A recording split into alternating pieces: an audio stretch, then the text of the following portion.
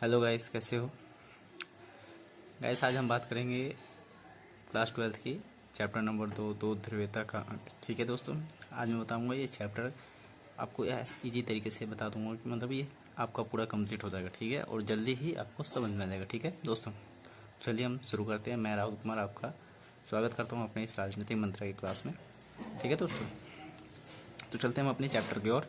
जैसा कि हम जानते हैं कि चैप्टर का नाम है क्या, दो ध्रुवीयता का अंत। ठीक है दोस्तों, यानी कि एंड ऑफ द बिपोलरिटी।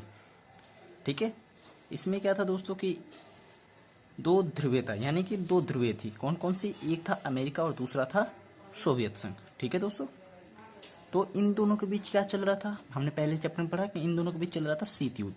ठीक है, दोनों के बीच संघर्ष चल रहा था पावर्स को लेकर के कि मैं बड़ा हूं तो मैं बड़ा हूं, ठीक है, मैं ज़्यादा पावरफुल हूं तो मैं ज़्यादा पावरफुल हूं। ठीक है, तो क्या होता है कि जब दो के बीच कंपटीशन चलता है तो एक को किसी को हारना पड़ता है। ठीक है, तो दोनों के बीच किस किस के बीच कंपटीशन चल रहा था? अमेरिका और सोवियत संघ। तो दोनों में से एक को तो हारना ही है, तो कौन हार जाता है? हार जाता है सोवियत संघ। ठीक है, यूएसएसआर हार जाता है, डिसोल्यूशन हो जाता है किसका? सोवियत संघ का। और विनर कौन हो जाता है? विनर हो जाता है अमेरिका। तो कितने ध्रुव बच गए? दो ध्रुव में से एक ध्रुव का अंत हो गया, यानी सोवियत संघ का खत्म हो गया, पतन हो गया, और दूसरा जीत जाता है, यानी कि बच गया एक ध्रुवीय अमेरिका। ठीक है, ये पूरे संसार का सरपंच बन जाता है, मुखिया बन जाता है। तो अब हम बात करेंगे, चूंकि हमारे चैप्टर का नाम है दो ध्रुवीयता का अंत, यानी कि दो ध्रुवीय थे उसका अंत कैसे हुआ। तो दो ध्रुवीयता यानी कि सोवियत संघ का अंत कैसे हुआ। ठीक है, यानी कि सोवियत संघ का अंत कैसे हुआ। तो सबसे पहले हम सोवियत संघ के बारे में जान लेते कि सोवियत संघ क्या था और सोवियत संघ ने क्या क्या प्रयास किए और कैसे उसका अंत हो गया। ठीक है दोस्तों, तो दूसरा सेकंड स्टेप जो आता है हमारा, वो होता है सोवियत संघ का अंत कैसे हुआ। ठीक है, इसके अंदर हम पहले जानेंगे कि सोवियत संघ प्रणाली है क्या। तो मैं बता दूं कि 1917 में एक क्रांति आई थी, जिसे कौन सी क्रांति के नाम से जाना जाता है? ब्लेस्विक क्रांति के नाम से जाना जाता है। ठीक है दोस्तों, और इसके बाद क्या होता है कि इस समाजवादी सोवियत गणराज्य की स्थापना हो जाती है। ठीक है, किसकी स्थापना हो जाती है? समाजवादी सोवियत गणराज्य की। तो अब जाहिर सी बात है, इसकी जब स्थापना की गई है तो इसका कुछ उद्देश्य भी होगा। तो उद्देश्य क्या था? एक समतामूलक समाज की स्थापना करना, मतलब एक समान रूप वाली समाज की स्थापना करना, जिसमें कि सभी लोग क्या हों? समान हो। ठीक है, पूंजीवादी का विरोध, निजी संपत्ति का अंत करना था। मतलब क्या कि पूंजीवादी का विरोध करना था, मतलब ठीक है, और समाजवादी को बढ़ावा देना था। ठीक है, केंद्रीकृत योजना वे राज्य नियंत्रण पर टिकी व्यवस्था, इसमें केवल एक दल था, कम्युनिस्ट पार्टी, और अन्य दल के लिए कोई भी जगह यहाँ पे नहीं था, विपक्ष भी नहीं था। ठीक है दोस्तों, इससे सोवियत प्रणाली कहते हैं। इसे क्या कहते हैं? इसे सोवियत प्रणाली कहते हैं, जहाँ पे सभी चीज़ें क्या हो? केंद्र के अंदर में हो, और राज्य के नियंत्रण में पूरी व्यवस्था टिकी हो, उसे हम सोवियत प्रणाली कहते हैं, सोवियत सिस्टम कहते हैं। ठीक है, अब हम आगे चलते हैं अपने दूसरे पॉइंट्स की ओर, सेकेंड स्टेप में। तो सेकेंड स्टेप में अपना दूसरा पॉइंट होगा सोवियत क्या? सोवियत अर्थव्यवस्था व पूंजी देश यानी कि यूएसए से अर्थव्यवस्था में अंतर क्या है। मतलब कि सोवियत अर्थव्यवस्था और पूंजी अर्थव्यवस्था में दोनों में संबंध क्या है जो कि एक दूसरे को इनसे अलग करती है। मतलब कौन कौन से ऐसी खास विशेषताएं हैं जो कि इन दोनों को एक दूसरे से क्या करती हैं? अलग करती हैं। ठीक, पहली बात जान लेते हैं विकसित अर्थव्यवस्था। तो विकसित अर्थव्यवस्था क्या थी? पहला पॉइंट अपना है विकसित अर्थव्यवस्था। तो विकसित अर्थव्यवस्था थी कि अमेरिका को छोड़ दे तो सोवियत संघ की अर्थव्यवस्था बाकी विश्व की अपेक्षा कई ज्यादा अधिक थी। मतलब अमेरिका को छोड़ दिया जाए तो दूसरे नंबर की सबसे बड़ी अर्थव्यवस्था किसकी थी? सोवियत संघ की थी। ठीक है, दूसरा समृद्ध संचार प्रणाली, यानी कि सोवियत संघ की संचार प्रणाली भी क्या थी? बहुत ज्यादा समृद्ध थी। ठीक है, और उसके हाथ में विशाल ऊर्जा संसाधन था, जिसमें खनिज तेल, लोहा और इस्पात तथा मशीनरी उत्पाद सम्मिलित थे। दूर दराज इलाके क्षेत्र आवागमन में सुव्यवस्थित प्रणाली से वो लोग जुड़े हुए थे। ठीक है, तो दूसरे समृद्धि संचार प्रणाली में था कि सब चीज था इनके पास, खनिज तेल, लोहा, इस्पात, और एक दूसरे से कैसे कनेक्ट रहना है, ये सब अच्छा था। यहाँ पे अच्छी संचार प्रणाली थी। दूसरा समृद्ध घरेलू उपभोक्ता उद्योग। ठीक है, तो ये क्या था कि सोवियत संघ का घरेलू उपभोक्ता उद्योग जो था वो बहुत ही समृद्ध था। पेन से लेकर बड़ी बड़ी चीज़ों तक यहाँ पर निर्माण हुआ करता था, मतलब छोटी से छोटी और बड़ी से बड़ी वस्तुओं का यहाँ पे उत्पादन होता था। चौथा, एकल पार्टी की संस्था थी। एकल पार्टी की संस्था मीन्स कि एक ही पार्टी था, दूसरी पार्टी के लिए यहाँ पे जगह नहीं था। वो कौन सी पार्टी थी? एक पार्टी, कम्युनिस्ट पार्टी थी। ठीक है। पांचवा अपना पॉइंट है न्यूनतम जीवन स्तर। मीन्स कि वहां पे न्यूनतम जीवन स्तर था, मतलब कि वहां पे नागरिकों को न्यूनतम जीवन स्तर तय कर दिया गया था। सरकार बुनियादी आवश्यकताओं को चीज़ों को उपलब्ध कराती थी। रोटी, कपड़ा, मकान जैसी बुनियादी जो चीज़ें होती है वो सरकार यहाँ पे लोगों को उपलब्ध करा देती थी। ठीक है। अगला है अपना बेरोजगारी नहीं थी। यहाँ पे दोस्तों किसी भी प्रकार की कोई भी बेरोजगारी नहीं थी। ठीक है, समझ में आ रहा है दोस्तों? अगर समझ में ना आए तो मुझे बता दीजिएगा कमेंट्स करके, मैं एक बार और पुनः समझा दूंगा। ठीक है, लेकिन समझने की कोशिश कीजिए और एक दो बार वीडियो को पूरा देखिए, जिससे कि आपको वीडियो और आपकी जो चैप्टर है कंप्लीट हो जाएगा, समझ में आ जाएगा आसानी से।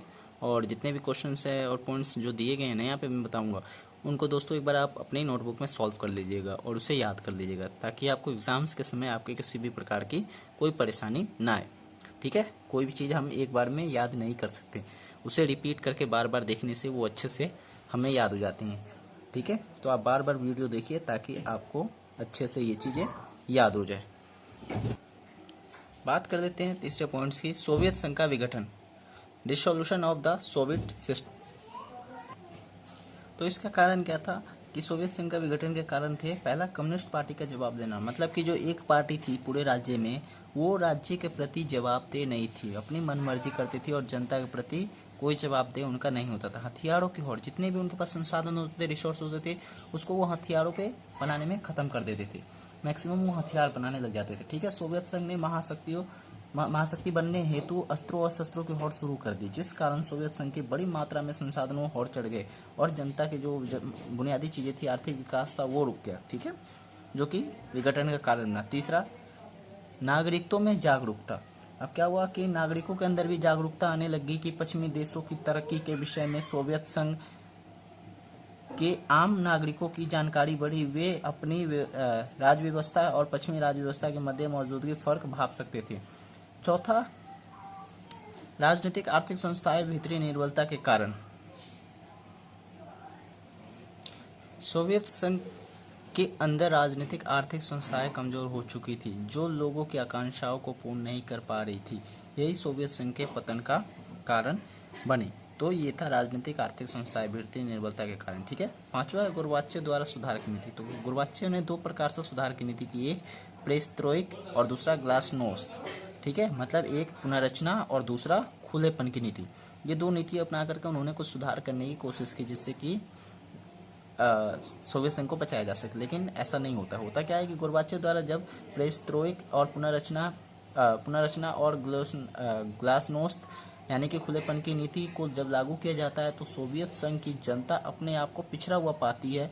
तो जनता की आकांक्षा अपेक्षा का ऐसा ज्वार उमड़ता है, जिसके कारण अंदाजा शायद ही कोई लगा सकता था कि ये कारण गोर्बाचेव की जो सुधार की नीति है वो विनाश का कारण बनेगी। ठीक है, अब हम बात करेंगे अपने चौथे पॉइंट्स की, विघटन के परिणाम। मतलब सोवियत संघ का जब विघटन हो जाता है तो उसके क्या क्या परिणाम निकले। तो पहला, शीत युद्ध की समाप्ति हो जाती है, क्योंकि दो कंपटीशन चल रहा था किन किन के बीच, यूएसएसआर और यूएसए के बीच। ठीक है, शीत युद्ध चल रहा था। अब क्या हुआ, जब यूएसएसआर हार गया और यूएसए जीत गया, तो शीत युद्ध की समाप्ति हो गई। ठीक है। दूसरा, हथियारों की होड़ समाप्त हो गई। जो एक दूसरे से कंपटीशन कर रहे थे, हथियार बनाए जा रहे थे, वो एक बना रहा था तो ये दो बना रहे थे, ये दो बना रहे थे वो चार बना रहा था। तो इस प्रकार जो हथियार बना रहे थे वो भी कंपटीशन अब खत्म हो गया।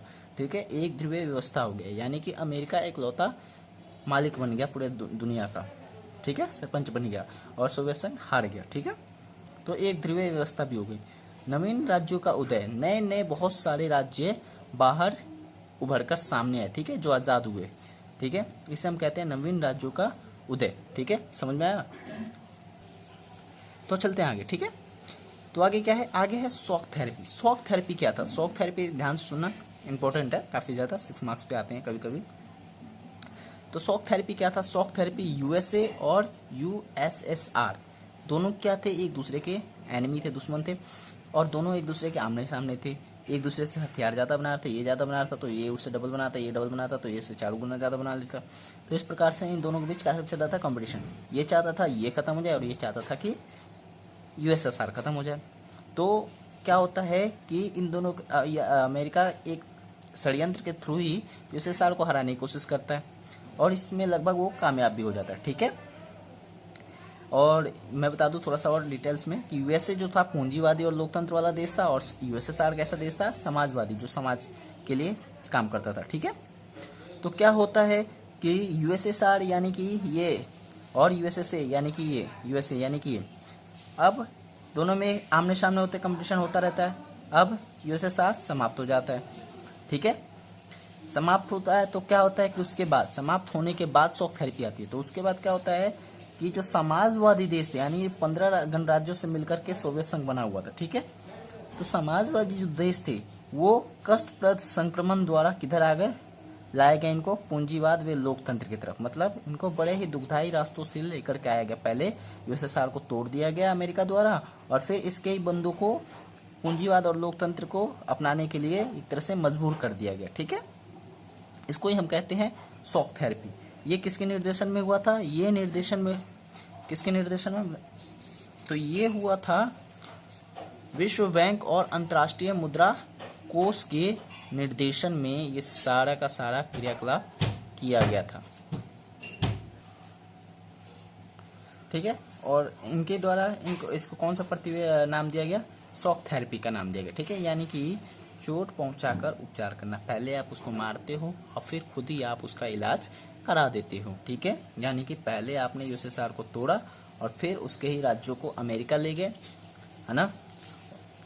ठीक है, और उससे मतलब कि एक नए तरीके से शुरू करने की आप रास्ता बताते हो, यानी कि पहले आपने उसे तोड़ा और फिर उसके आप ही रास्ता दिखा रहे हो। ठीक है, तो इसे हम कहते हैं शॉक थेरेपी। तो शॉक थेरेपी के परिणाम भी निकले कि शॉक थेरेपी का परिणाम क्या था। तो सब शॉक थेरेपी का परिणाम यही था कि सबसे बड़ी ग्रास सेल साबित हो गई शॉक थेरेपी। सबसे बड़ी ग्रास सेल यानी कि रूस सहित इन देशों की अर्थव्यवस्था इतनी चरमरा गई कि रूस में नियंत्रण उद्योग क्षेत्र का पतन हो गया। ठीक है, जो उस रूस में उद्योग थे उनका पतन हो गया, और 90% उद्योग जो थे वो निजी कंपनियों को बेच दिया गया औने पौने दामों में। ठीक है, जो कि सबसे बड़ी ग्रास सेल साबित हुआ। ठीक है, दूसरा, रूसी मुद्रा में गिरावट। ठीक है, यानी कि रूस का जो मुद्रा थी रूबल, उसमें बहुत भारी गिरावट आ गई, नाटकीय रूप से गिरावट आई, मुद्रास्फीति आ गई। ठीक है, और जनता की जो जमा पूंजी थी वो भी खत्म हो गई। तीसरा, खाद्य सुरक्षा का पतन। मीन्स की जो खाद्य सुरक्षा था कि जैसे ही 15 राज्य अलग हो जाते हैं तो उनसे क्या होता है कि पहले सरकार इनको रोटी कपड़ा मकान देती थी, लेकिन जैसे वो अलग हो जाते हैं सोवियत संघ से तो क्या होता है कि सरकार जो खाद्य सुरक्षा उनको दे रखी होती है वो उनको अब नहीं मिल पाता है। ठीक है, तो सामूहिक खेती की प्रणाली खत्म हो चुकी थी और लोगों को अब खाद्यान्न के सुरक्षा उपलब्ध नहीं थे। ठीक है, चौथा, सामाजिक बदलाव। सामाजिक बदलाव आ गया। ठीक है, जो मिडिल क्लास के लोग थे, मध्य वर्ग के लोग, वो हाशिए पर चले गए और एक नया वर्ग शुरू हुआ जिसे हम कहते हैं माफिया, जो कि अलग तरीके से माफिया जमीनों का और अन्य प्रकार से करके अपना वो कारोबार चलाने लग गए थे। ठीक है, पांचवा, दिवालियापन। दिवालियापन अर्थात शॉक थेरेपी रूस के लगभग 150 बैंकों तथा वित्तीय संसाधनों को दिवालिया कर दिया। ठीक है, मतलब कि 150 बैंक क्या हो गई, दिवालिया हो गई।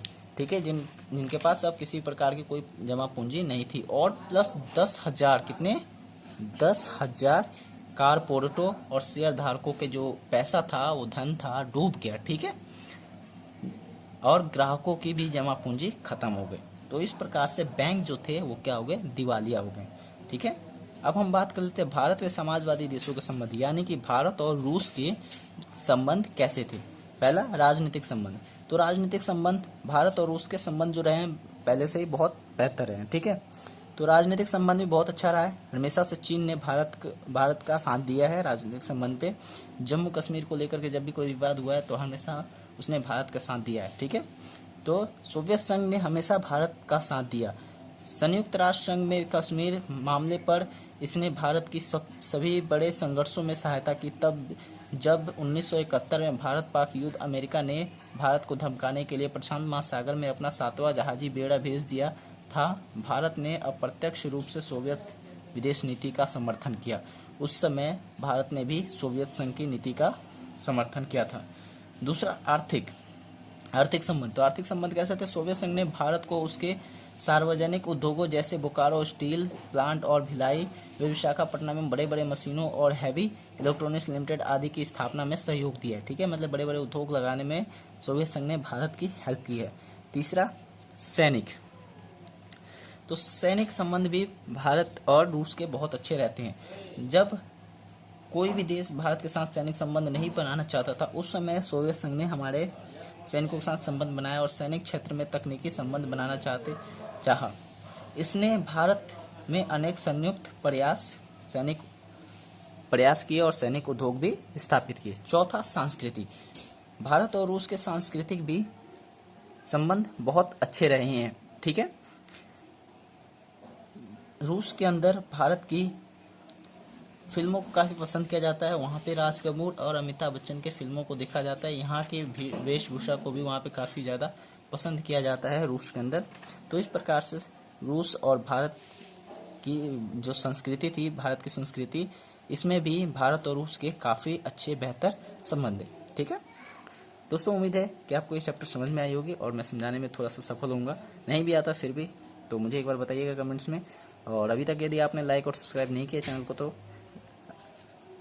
लाइक और सब्सक्राइब करें। ठीक है दोस्तों, ताकि जो भी हमारी अगली वीडियो हो वो आप तक पहुंचे। ठीक है दोस्तों, फिर मिलेंगे तीसरे चैप्टर के साथ। तब तक के लिए अलविदा।